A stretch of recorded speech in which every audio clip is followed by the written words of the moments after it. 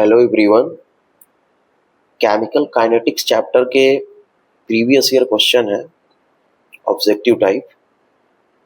तो here is written the reaction NO2 plus CO gives NO plus CO2 occur in two step. मतलब ये reaction जो है 2 step में हो रही है।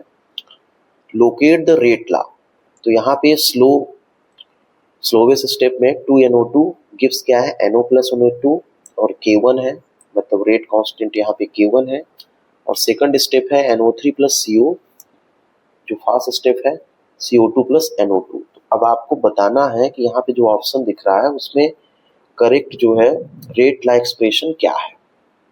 तो आप ये जानते होंगे कि कोई भी रिएक्शन जो है यदि फास्ट एंड स्लो स्टेप में हो रही है तो रेट डिटरमाइनिंग, मतलब रेट डिटरमाइनिंग स्टेप जो है वो स्लोवेस्ट स्टेप है।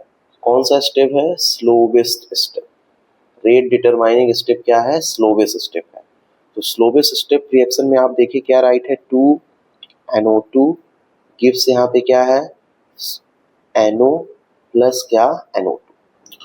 तो जब हम इसका रेट ला एक्सप्रेशन राइट करेंगे तो हम लोग क्या लिखते हैं, रेट ला एक्सप्रेशन में क्या होता है, जो हमारा रिएक्टेंट है उसके कंसंट्रेशन और स्टोकियोमेट्री में भी पावर भी हो सकती है सेम, या यहाँ पे एक्सपेरिमेंटल एक डाटा होता है। मतलब ऐसे आप समझिए कि A प्लस बी यहाँ पे गिव है, गिव C प्लस D। ठीक है, ये गिवन है। तो हमको इसका ये रेट ला लिखना है तो हम लोग क्या लिखेंगे, देखिए R इक्वल टू लिखेंगे K concentration of A to the power X and concentration of B to the power Y. X और बाई जो है ये एक्सपेरिमेंटल डाटा है, ये स्टोकियोमेट्री के जैसे सेम हो भी सकता है और नहीं भी हो सकता है, लेकिन यहाँ पे कोई जो है ये data X and Y given नहीं है। तो इसलिए इस स्टेप में क्या होगा कि यहाँ पे जो ये स्टोकियोमेट्री है यही इसका पावर हो जाएगा। तो हम लोग क्या लिखेंगे, R इक्वल टू क्या हो जाएगा K। अब ये इसको 1 बोला है तो K1 कर दीजिए, concentration of NO2 to the power क्या 2। तो करेक्ट ऑप्शन इसमें क्या हो जाएगा आपका D। अच्छा, हम 2 ये जो लिखे हैं ये स्टोकियोमेट्री है, ये सेम हो भी सकता है नहीं भी हो सकता है। यदि X एंड Y की वैल्यू गिवन है जो एक्सपेरिमेंटल डाटा है तो उस केस में ये सेम नहीं होगा। सेकंड क्वेश्चन देखिए यहाँ पे क्या गिवन है, for the reaction A plus 2B gives क्या है C plus D, the order of the reaction is. तो आपको बताना है कि इसमें ऑर्डर ऑफ रिएक्शन क्या है। अब ध्यान से देखिए यहाँ पे ऑप्शन गिवन है 1 with respect to A, 2 with respect to B cannot be predicted as order is determined experimentally। और D ऑप्शन है 3। तो देखिए रिएक्शन क्या राइट है, A plus 2B गिव्स क्या है C plus D।